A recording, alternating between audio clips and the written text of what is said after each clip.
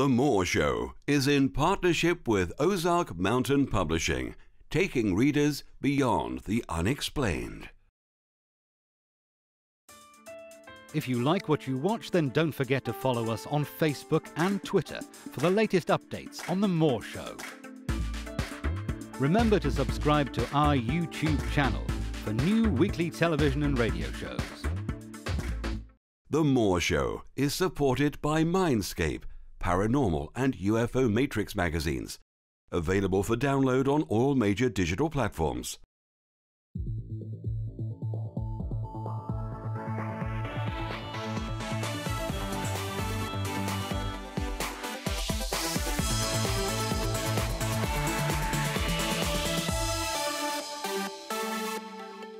The comments and views expressed on The Moore Show are those of the people that make them and do not necessarily reflect the view of Kevin Moore, The Moore Show, or this radio station and its affiliate or sponsors.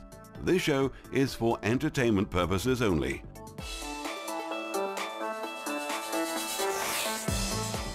Hello and welcome to the show. I'm now joined with Robert Hastings. Robert is a noted UFO researcher and lecturer who has interviewed nearly 100 US Air Force veterans who were involved in nuclear weapons-related UFO incidents. Robert has interviewed retired military personnel regarding their knowledge of nuclear weapons-related UFO activity and has taken his findings and presented them to colleges and universities across America. Robert, welcome to the show. Thank you for having me. Hey, it's great to have you on. I was researching you just a little bit earlier on today, and wow, this is fascinating stuff. So there's always a beginning. So, tell us about how you first became interested in UFO activity at nuclear sites. I believe it was when you was doing some work with your father at an assigned radar base. My father was career U.S. Air Force. He was in for 20 years. In 1966 and 67, we were stationed at Malmstrom Air Force Base in Montana. It was then and is to this day a nuclear missile base. Independently, he heard rumors of UFO activity out at missile sites, objects that were being tracked on radar. He worked in a large building called the Sage building. It had several radars, top of the line, state-of-the-art radar. And independently, I was a high school junior, secondary school, 16-year-old. 3 nights a week, however, I worked in the base air traffic control tower as a janitor. I simply emptied trash cans and pushed the broom. And long story short, I made the acquaintance of a FAA, Federal Aviation Administration supervisor, who showed me one night on his radar screen they were tracking these 5 unidentified targets.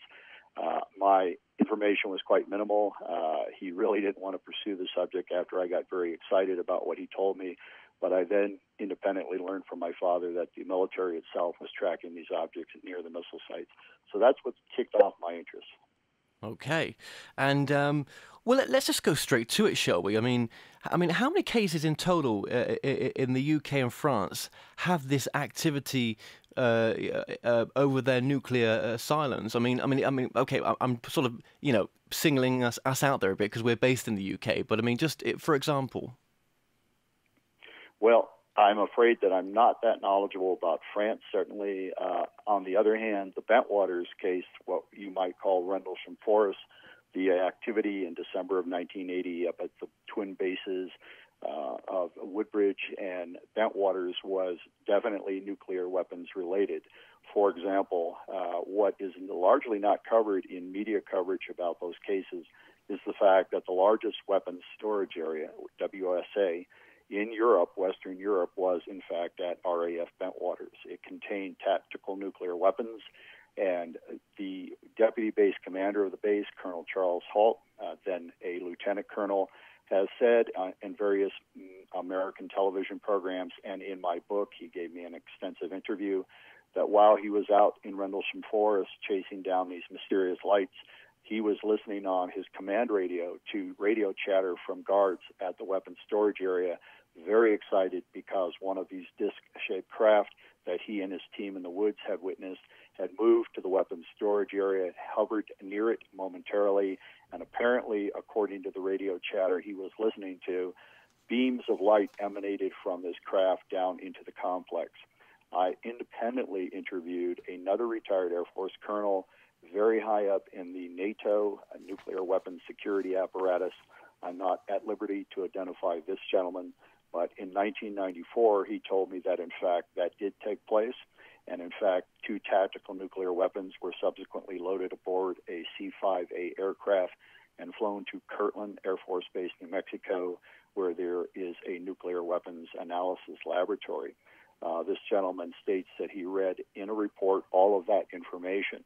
When I asked him what the findings were, whether or not these beams had apparently compromised these weapons or not, he claimed that that information was not contained in the report that he was privy to.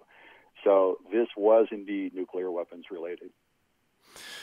Now, I mean, what's the agenda, do you think? I mean, it's difficult to sort of, understand what's going on here. But, I mean, do they have our welfare at heart by hovering over our silo bases and, disarming the codes for these nukes?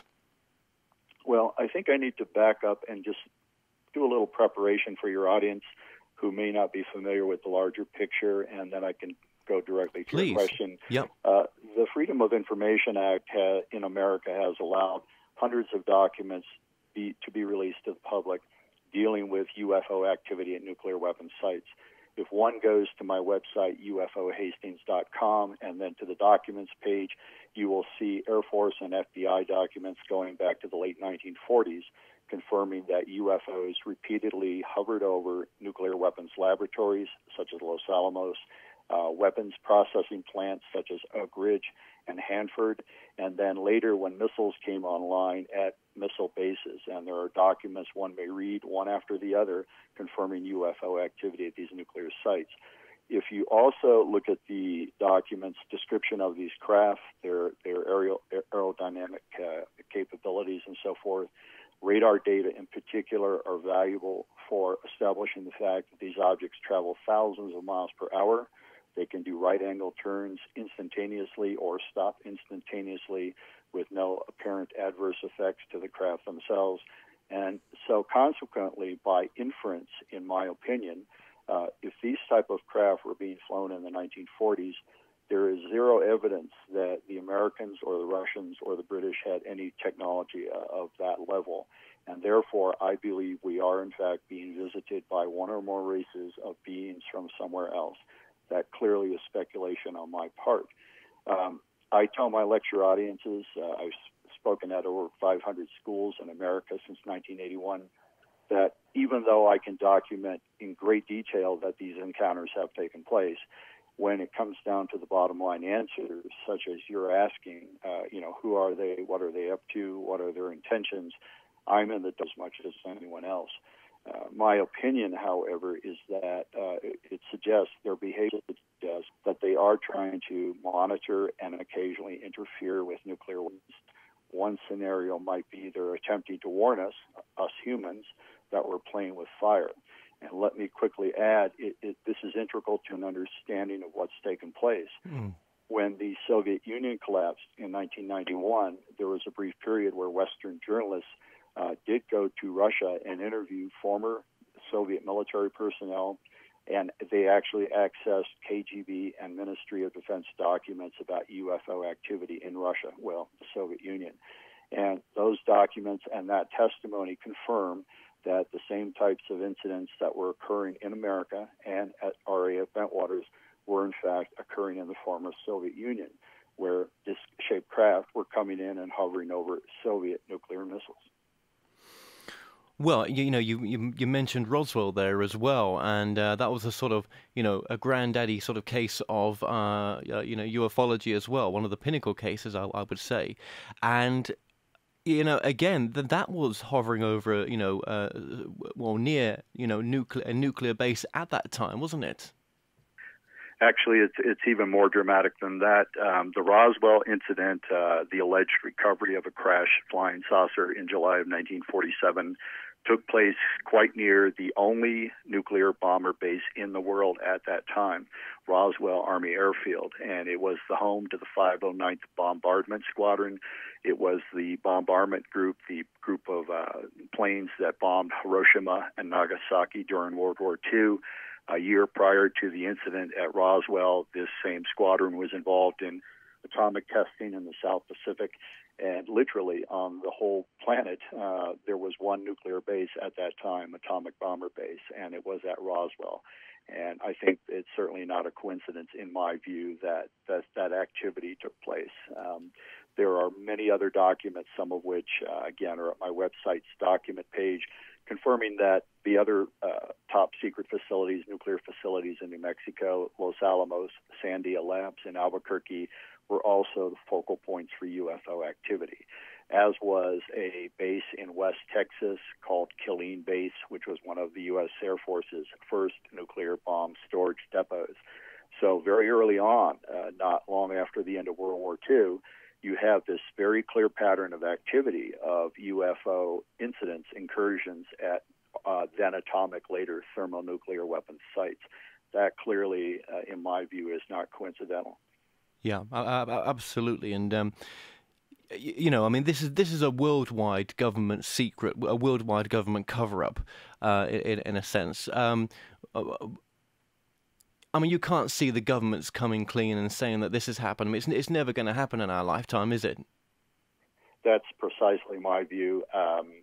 When I began researching this in the early 70s, I told myself, well, in 10 years, this will be all out in the open. Well, not.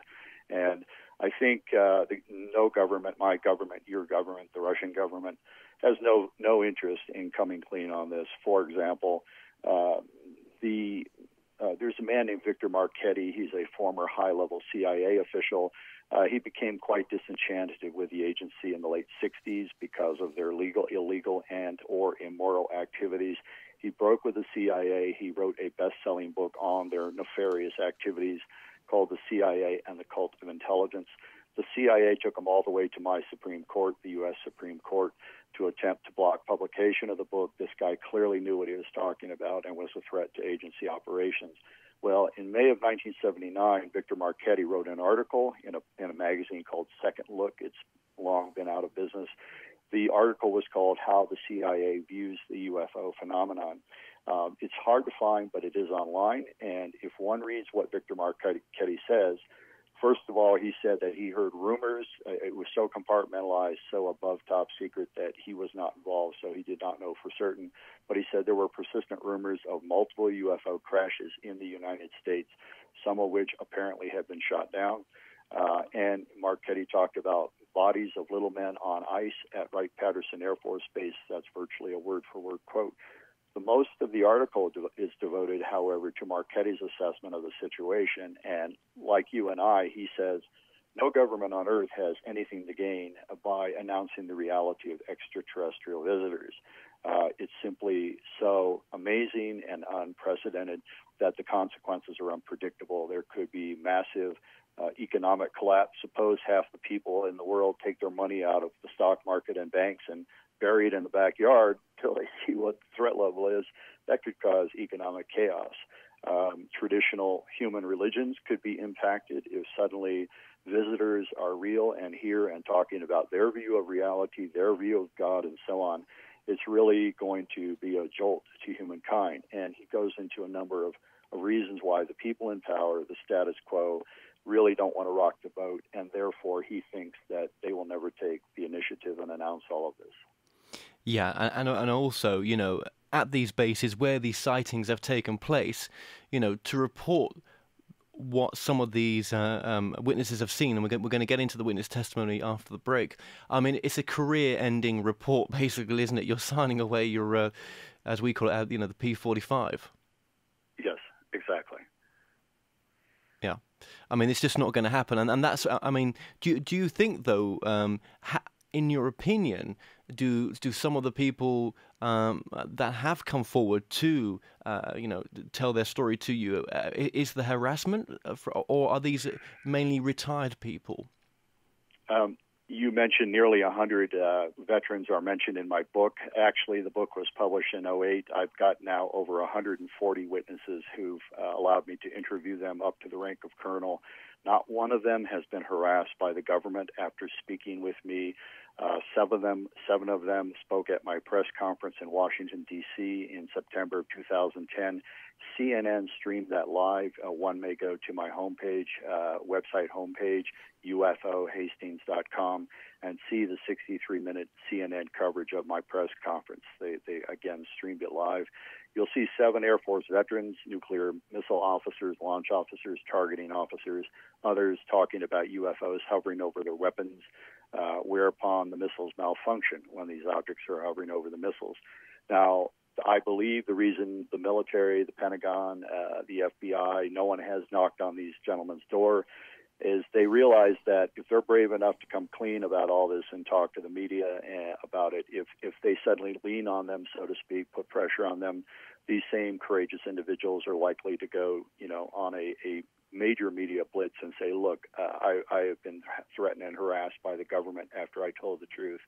Now, that's speculative on my part. I can simply say that over the 31 years that I've interviewed people, not one of them has subsequently been harassed by the government. Okay, but what about people retracting their statements? Has that happened before? No, au contraire, not once. No one I've talked to who I've vetted, I get their military records before I publish their statements. I verify they were at the bases in the squadrons that they claim they were. The records detail all of that. They're available to me.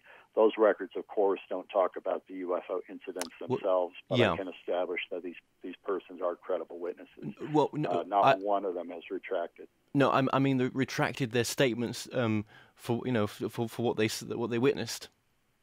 No, that's what I'm saying. No. Not one of them has who has said that a UFO interfered with their nuclear weapons or they were aware of UFO activity at nuclear sites. After stating that publicly to me, to CNN, in my book, not one of these 140 persons have subsequently backtracked or changed their minds or subsequently said that did not take place. Okay. And when these events happen at the bases, I mean, are not jet fighters, sent out to sort of intercept these craft that are hovering over the bases? In some cases, yes. And if you go to my document page and scroll down, you'll see a series of UFO incidents at Malmstrom Air Force Base in November of '75. There's an Air Force letter containing NORAD, North American Aerospace Defense Command logs, which detail the UFO activity at various missile sites. This document states that F-106s, jet fighters, were launched to chase these objects away after they had been tracked on radar. And the document states that in this particular case, as the jets approached the UFOs simply doused their illumination, became dark, and apparently lowered in altitude. So they were so close to the terrain and very difficult to see that the pilots could not establish their whereabouts and return to base. Once the jets left the vicinity, according to this document, the UFOs re-illuminated themselves and continued their activity around various missile sites. All of that is in this document, chapter and verse. Well, that's absolutely fascinating. And okay, right. Well, we're going to take a short break now, so stay tuned and we'll be right back after this. The Moore Show is in partnership with Ozark Mountain Publishing, taking readers beyond the unexplained. Visit themoreshow.co.uk/shop to purchase products and services from your favourite past guests. If you're new to this site, you can also catch up on the previous television and radio shows through YouTube and the Moore Show website. The Moore Show is supported by Mindscape, Paranormal and UFO Matrix magazines, available for download on all major digital platforms. Broadcasting from the studios of Radio Cardiff, you're now watching The Moore Show. Welcome back. I'm joined by Robert Hastings, author of the book UFOs and Nukes. We are live and the lines are now open for you to call in and speak to our guest, or share your opinion, you can call us on 0292 000 3666 or text your comments and questions to 07728 758 759. International listeners outside the UK may Skype the show by adding The More Show Live, or you may choose to interact with us on Facebook and Twitter. Robert, welcome back to the show. Thank you. You know, it's really great to have you on, and I know, you know, we're both aware that time's limited, so we've kind of, you know, quickly brushed through things there. But I think we got some good questions in the first part. But just tell us, Robert, why you believe it's important for the public to know the facts about the nuclear weapons-related UFO cases. Well, your younger listeners may not appreciate this fact, but those of your audience who are old enough to remember the Cold War, the fact that we almost went to nuclear war with the Soviets in 1962, the Cuban Missile Crisis, and many other mini crises before and after that event. This planet, you know, was literally hanging by a thread. Human civilization. We had thousands and thousands of nuclear weapons. The Russians, the Soviets had an equal number. And if there had been a full-scale nuclear war, human civilization would have been threatened, if not temporarily extinguished. There's something called nuclear winter, which the scientists agree that if you have thousands of weapons creating soot and smoke and debris being thrown up into the atmosphere from these countless explosions all over the northern hemisphere, you would create a pall of smoke around the world that would blanket the northern hemisphere for up to 2 years, according to the scientific data. And that would preclude any large-scale agriculture. So in addition to the hundreds of millions of humans who were killed in the initial exchange between the superpowers and their allies, you would have, over time, massive starvation around the world. Literally billions of people would die probably from starvation. Just today in Berlin, President Obama gave a speech in which he proposed the reduction of American and Russian nuclear weapons arsenals by a third.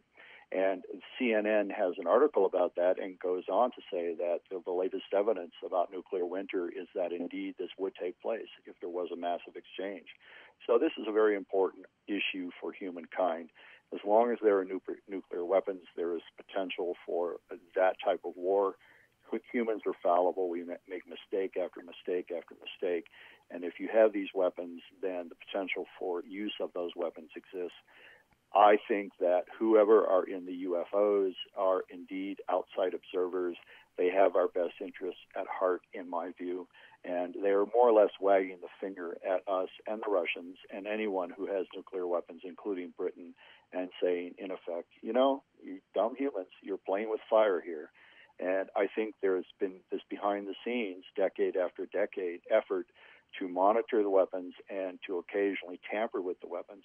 Both my American Air Force sources and these former Soviet military sources have independently described weapons malfunctioning when UFOs were hovering above them. So something's going on that's more than just a benign observation program. There is this interjection of their technology into our weapon systems whereby they are demonstrating they can interfere with them. So, okay then, Robert, let's move to some of the witness testimony, because this is where it gets super interesting. I'm going to go to one case in particular just right now. Operation Crossroads Baker? Yes. Okay, so just tell us a bit about what happened here. Well, I'm not really sure what you're referring to. It was one of the tests after World War II. It was one of the tests that the 509th Bombardment Squadron was involved in, the group that was based at Roswell, but I'm unaware of any UFO activity relating to that particular case. Right. If I may suggest a case that could be discussed, if one goes to my website's homepage, looks at the CNN video of my press conference, you will see 3 officers retired referring to these incidents at Malmstrom Air Force Base in 1967 when my father was stationed there. You have former Air Force Captain Bob Salas, who was a Minuteman nuclear missile launch officer. Salas states that he was down in the Oscar flight launch capsule. It's an underground missile launch facility. It controls 10 nuclear missiles. He's on routine duty. We figured out it was March 25th, 1967. He suddenly gets a frantic call from his guard up at ground level saying there's a round object hovering right above the launch control facility. Salas has no idea what to make of this. You know, he told me at one point I was about to ask this guard what he had been drinking. Before he could get the words out of his mouth, one after the other, his missiles began to malfunction. They have a missile readiness console display, and the lights indicating these missiles were ready for launch suddenly went from green to red, indicating one after the other these missiles were failing. Again, precisely at the time the guard is reporting this round object hovering above the launch control facility. A second officer who appears in the CNN video, the press conference, was former Captain Bob Jameson. He was a targeting officer, unlike Salas, who was a launch officer. Bob Jameson and his team got the call to bring up these missiles that the UFO apparently shut down. Bob Jameson says right on video they went for a pre-operations briefing and were told point blank by their superiors that UFOs had caused these missiles to shut down. And they were then briefed and told what to do if they saw a UFO on the way to the site to try to retarget the missile, what they were to do, various procedures. He was told if they were already at the site trying to bring up the missile and they saw a UFO, there were these other procedures they were to do. He's explicit about all of this. The third officer who appears in my video, in that CNN video, is retired Lieutenant Colonel Arnie Arneson, and he was the officer in charge of the communication center at Malmstrom Air Force Base when this was all taking place. And he said that he read a teletype, a military communication called a TWIX, a TWX, which stated in black and white that a UFO had shut down 10 nuclear missiles. And so you have three independent Air Force officers saying that UFO shut down nuclear missiles at Malmstrom Air Force Base in March of 1967. I mean, that's just an incredible story there, isn't it? And I want to get into another case as well, which I want you to pick, because I don't have the information with me about some of the cases you've researched, unfortunately. But we've just had a question in from a guest, and it's quite a good question, actually. It's from Luke Bagnall from New York, and his question is, Has there been any hostile reactions from these UFOs? I'm aware in some cases we shot at these, and there was consequences for the pilots of the jets that shot at the UFOs. There are reliable reports from credible persons, retired military, as well as persons who were involved with civilian aviation radar monitoring of jets attempting to intercept UFOs. And based on these gentlemen's testimony, in some cases, the pilots or the jets that were sent out on these intercepts apparently did not come back. There were crashes, in other words, whether the UFOs directly caused the crashes of these jets or not, whether there was some other mechanical issue is unknown. But these reports, they're few in number, but they do come from credible sources. They do exist, and they do suggest that this has taken place. One very famous case, which your listeners can go online and actually read the declassified document describing all of this, didn't really involve nuclear weapons per se, but if one Googles the 1976 Iranian Ufo Incident or UFO jet incident, words to that effect, you'll find that the U.S. State Department gathered information from the Iranian Air Force. This was during the reign of the Shah, and in which the embassy was told point blank, and you can read, I think it's 4 pages in length, the fact that a UFO was picked up on radar at this base near Tehran. 2 jet fighters, Phantom F-4 aircraft, were launched to attempt to intercept it. In one case, the first jet got close to the UFO and suddenly began having problems. It turned back to base. The second jet got closer to the UFO, and it states, I believe it was at 23 nautical miles, but in any case, when this jet was close enough to fire a missile at the object, and was actually the pilot was arming the missile to fire at the UFO, The document states that the larger object jettisoned a smaller object, which raced straight toward the jet. At that point, the pilot took evasive maneuvers, and but did the backseater, that is the radar person, the second person on the jet, apparently saw the smaller UFO return to the jet. Saw the smaller UFO return to the larger UFO, which then retrieved it in midair. In other words, once the jet was no longer a threat to the UFO and was leaving the vicinity as quickly as possible, the smaller object that was racing straight toward the jet and quite clearly a threat to it, then returned to the larger UFO, which retrieved it in midair. And all of that may be read, by anyone now on the internet. So there is one prime example of what happens if a military jet attempts to intercept a UFO. And what do the skeptics say about your work as well? I would simply say there's a distinct and fundamental difference between having an opinion and, on the other hand, having an informed opinion. Opinions are worthless if you have not done your homework. The vast majority of the skeptics have never researched this subject. They have biases, prejudices, preconceived ideas that UFOs are silliness, can't possibly exist, and therefore they dismiss them out of hand. They do not interview witnesses. They do not analyze documents. They do not look at the scientific evidence, the radar data, which are empirical, not anecdotal. They don't look at landing trace evidence, which have been gathered all around the world of changes in the environment at a UFO landing site. So there's all this data that the skeptics, the debunkers, reject out of hand. There's no point in pretending that you're knowledgeable about something that you have no idea what you're talking about. That's ego. That's not science.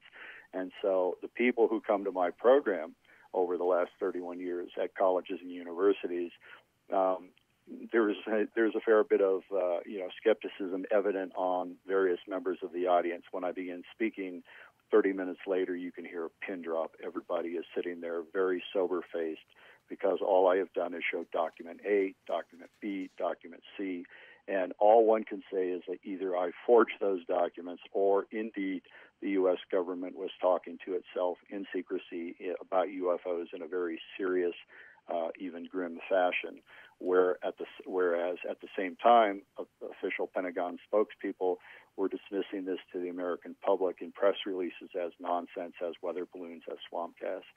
So, skeptics need to do their homework before they pretend or presume to speak on the UFO topic.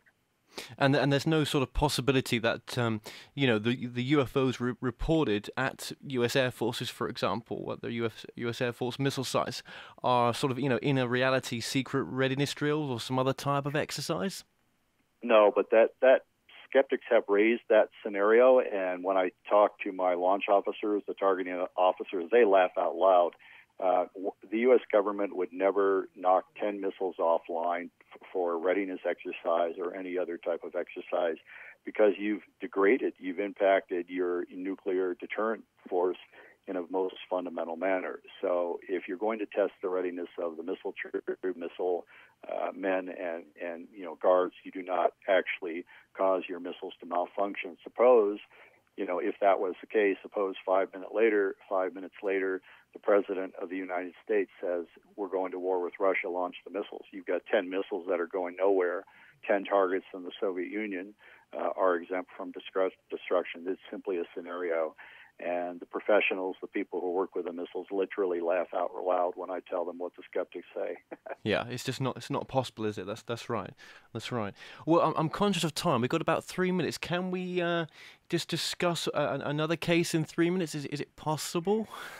I think so. Real quickly, the most dramatic case, the most frightening case, I would say, that I've uncovered would come from a man named David Shore. He just passed away in the 1960s. He was a missile launch officer at another base called Minot Air Force Base in North Dakota.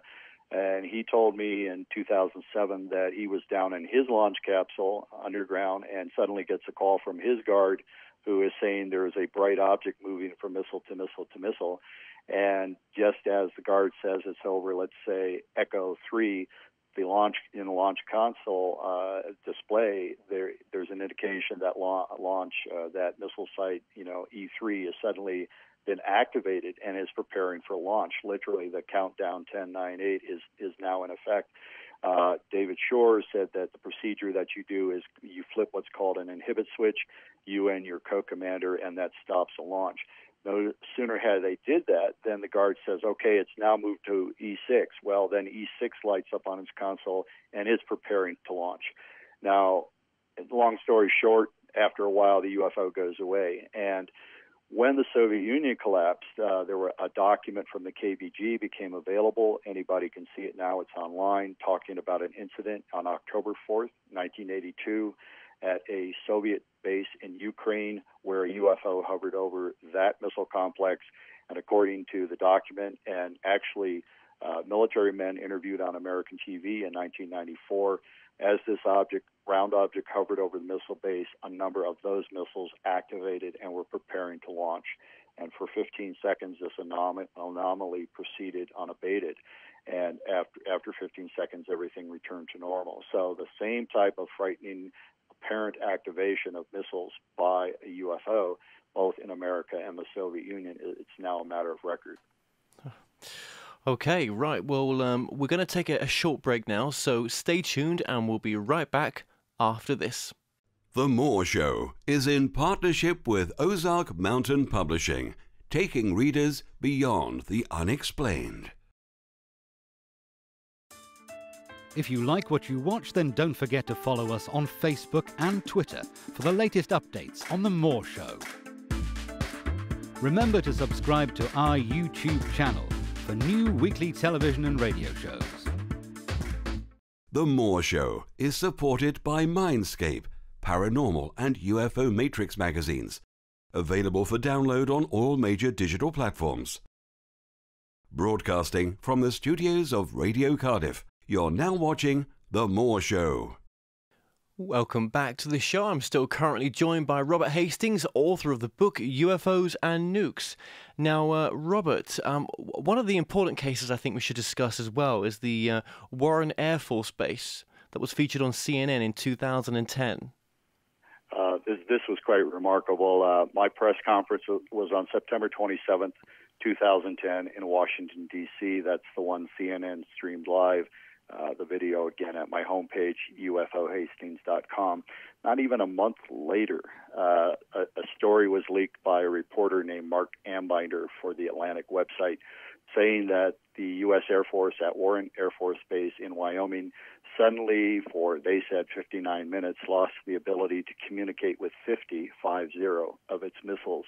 The implication being that if indeed the war had been declared, if Obama had declared war on Russia, quite unlikely, but in any case, that 59-minute period, if war had been declared, those 50 missiles were going nowhere. And that quite even transcends by an order of 5, the incident that I described at Malmstrom earlier. So a very dramatic case. Now, when I heard about this, the official explanation was there was a computer glitch that had caused this communications disruption. I suspected there might be something more to it. I beat the bushes, so to speak. I contacted my retired Air Force missile maintenance sources who had contacts at F.E. Warren, and sure enough, by mid-November of 2010, I had 2 then active duty Air Force missile maintenance technicians saying that this disruption did not last 59 minutes. It actually lasted 26 hours, something the Pentagon apparently did not want to admit. These 2 missile technicians stated that when various technical teams who were out in the field attempting to ascertain the problem returned to base, they independently reported seeing a huge cigar-shaped object high above the missile field. And this was reported over roughly, the better part of a 2-day period, part of the 23rd and into the 24th of October 2010, that there was this mysterious aerial object. It was not a commercial blimp. It had no advertising on its side. It had no fins. It had no passenger gondola. It was silent. It was cigar-shaped, and they said, by all accounts, was huge.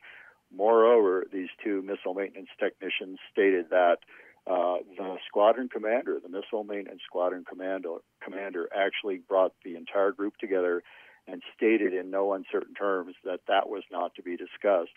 And the way it was put to me was that you will not discuss with the media or the public quote, the things that you may or may not have seen in the sky, end quote. So quite clearly something went on. It was apparently UFO related. It occurred concurrently with this disruption, this missile disruption, 50 missiles unlaunchable in effect. So that's quite recent. That's quite dramatic. I think it could be decades, literally, before launch officers or anyone involved in that or would be willing to talk to researchers.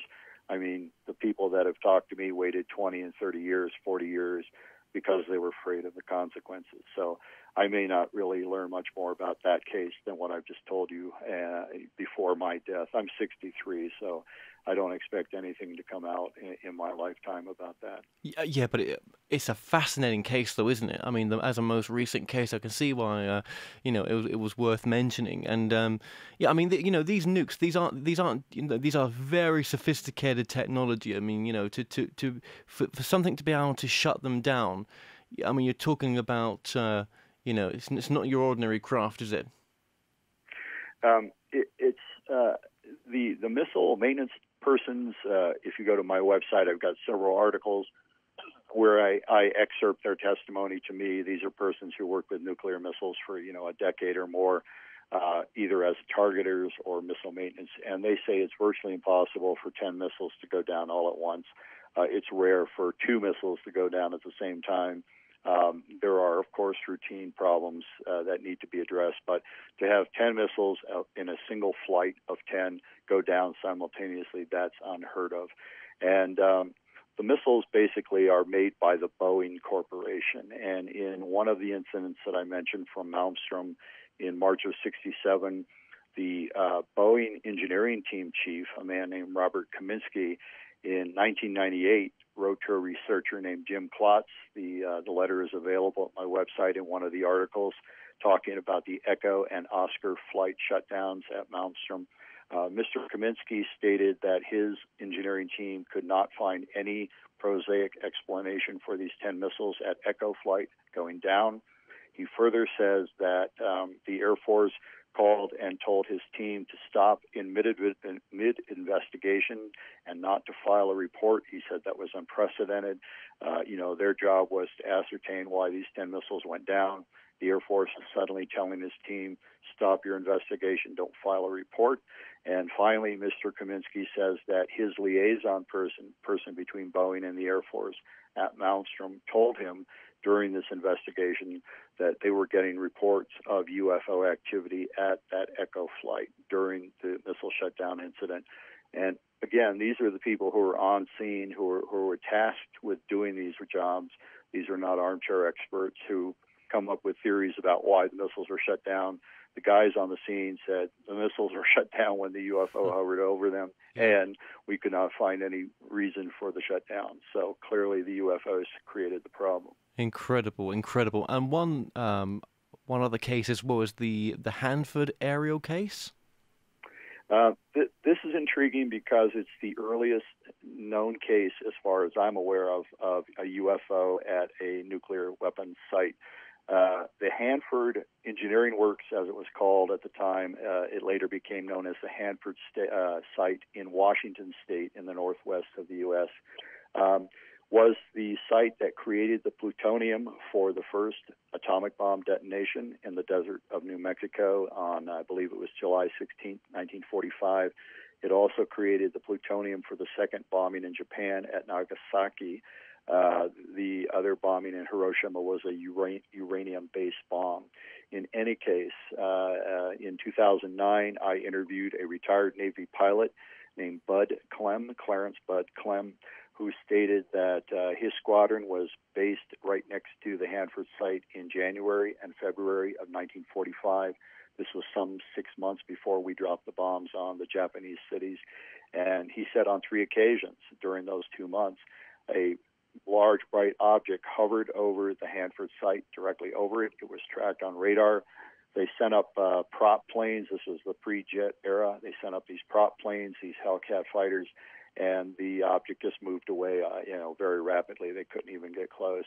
And Bud Clem said, the people involved in the intercept attempts just went back to the officers club and drank a lot and went, what the hell is that? Yeah. And I mean, if you can imagine, 1945, you're used to aircraft being prop planes, 2 wings, a tail, and suddenly there's this big round bright light. But Clem said that it was so bright you could not even look at it. So, and yet, 6 months later, the material that was being created at that time at Hanford was used in the first 2 of the first 3 atomic blasts. So this gentleman has provided sort of, a seminal account from the earliest era of the nuclear weapons age of UFO activity at a nuclear weapons site. No, I mean, just to be around their presence when you're interviewing them, it must just be fascinating sometimes. Just to, when someone goes through an experience like that, I mean, it changes them, doesn't it? Some of these men, they're in their 70s now. Some of them, they're still just literally shaking their heads when they're describing all of this to me. Half of them say, I'd heard about UFOs. I didn't believe they were real until this happened. They all said, we knew that if you suddenly reported, that a UFO was maneuvering around your missiles, that couldn't be good for your career. So lots of the veterans tell me, I saw this thing and I was not going to talk about it. In fact, I got together with the other guards or whatever at a missile site or at a weapons storage area, and we agreed that we were not going to report what we saw because we knew it would impact our career. So, it's real, it's going on, and these people are just so matter of fact. They're not bombastic. They're not very verbose. They don't go on and on with lots of detail. It's just kind of just the facts, very short and sweet, but deadly serious. And, a point I make to my lecture audiences or when I'm on, national television like Larry King or whatever is these launch officers were entrusted by the U.S. government to start World War III. If the U.S.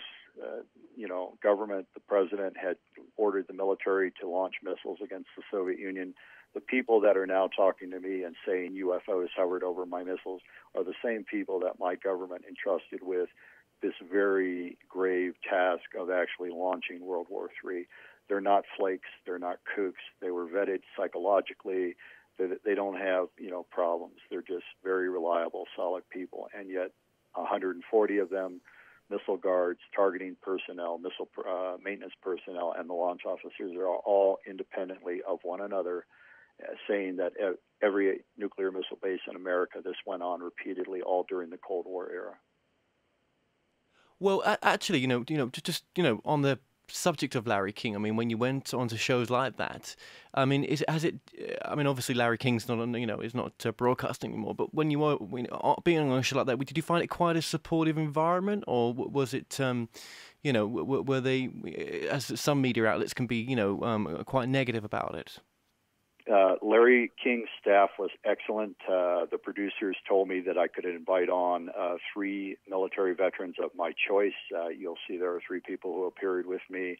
And during the commercials, Larry actually said to the group, in other words, the viewing audience was looking at a commercial and he was talking to us. And Larry said on at least a couple of occasions during the commercials, this is serious. This needs to be investigated by Congress. And so he was quite supportive. But when the camera came back on, I think he had to be a little more neutral, a little more objective. They also, CNN has this policy, if you're going to have a UFO proponent on, you have to have a UFO skeptic on for balance. And on that particular show, there was a guy called Bill Nye, the Science Guy, who, again, had not studied this topic, was the supposed UFO skeptic, and really just made factual error after factual error after factual error. And you will see one of the officers who I had on, former Lieutenant Bob Jacobs, who was involved in a very intriguing incident in 1964. He just read Bill Nye, the Science Guy, the Riot Act. I mean, he just took him to task for speaking off the top of his head without really doing any research on the topic. It's always the case, though, isn't it, Robert? It's always the case with some of the skeptics. They'll talk the talk, but they've not done the research. And that's something which, again, with your research, it's all first-hand witness testimony, which is fantastic. That's and okay, I think we've got enough time just to get one final case in. So let's just sort of jump forward now, and let's go to a more recent case. This past September, September 2012, I read on the internet about sighting reports in Montana, and I knew from the location in Montana that it was right around missile sites. I know the locations of them relative to the nearby towns. So I was speaking at the University of Montana about 3 or 4 weeks later. I drove, I think, 200 miles up to this location. I went to the Fergus County Sheriff's Office and looked through what we call a blotter. It's a daily police record of calls that the Sheriff's Office gets. And sure enough, between September 19th and 21st of 2012, there were multiple UFO reports. One of them from a woman named Jennifer Steyer, who lived near a little town called Roy.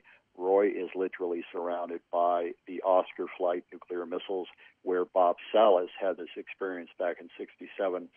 So I drove up to Roy. I interviewed her. I interviewed several of the townspeople in Roy. She said, and actually said this in her report to the sheriff's office, it's reprinted at my website in the articles page, that she was, her house is about 3 miles southeast of this one missile site, part of the Oscar flight group, and she saw 2 huge V-shaped objects flying in tight formation, coming right from the direction of the missile site, directly over her head. She was with her son, and said they were totally silent, they were huge, and quite clearly V-shaped. When I subsequently sat down and talked with a dozen of her neighbors, people in the town of Roy, everyone had a UFO story, and several of them said, just in the last month, right around the time of Jennifer Steyer's sighting, all these people, townspeople, noticed a dramatic increase in both Air Force security patrols around the town of Roy and the presence of large numbers of missile maintenance vans, the ones that are used to repair damaged or malfunctioning missiles. And all of these people, I would say a dozen, agreed that there was just an obvious dramatic increase in the presence of these maintenance vans right around mid-September and the days thereafter. So in my opinion, these objects that Jennifer Steyer witnessed may in fact have impacted the functionality of Oscar flight, just as Captain Bob Salas said that UFOs did it at the same group of missiles in March of '67. I can't prove that, but the circumstantial evidence based on these eyewitness accounts suggests that suddenly something had required the presence of these large numbers of missile maintenance vans. It's just incredible. It really is. Okay, well, regarding your book, UFOs and Nukes, now how can people purchase this book and get it for the cheapest price? It's self-published. I do publish it at my website, ufohastings.com. Simply go to the book page, and you can order it directly from me. Scalpers buy it for $23.95, which is what I sell it for, and then resell it on Amazon for $85. So if you buy it anywhere other than my website, you're going to pay a lot more for it. Now, unfortunately, postage from the U.S. to the U.K. is not cheap, and there is a $19 actually postage charge. That's out of my hands. There's nothing I can do about that. But if one goes to my ordering page, if you are in the UK, you need to go to PayPal and simply forward the total amount for the book and shipping to me at my address listed on the website, and then the book will be sent to you. You'll have it in approximately 7 days. I have had many, many orders in the last 5 years from the UK. Excellent. And is there an electronic version as well available? At some point there will be, but that's not really anything I have planned for the near future now. Okay. Well, Robert, thank you so much for what it has been an absolutely fascinating interview. Thank you. Okay, well, we've come to an end on tonight's show. Don't forget that you can listen and watch all our past interviews on The More Show's official YouTube channel. Remember to subscribe to our shows on there. And you may also find out more on all the past and upcoming shows on the moreshow.co.uk website. And do remember to like us on Facebook and Twitter. Well, until next time, be safe.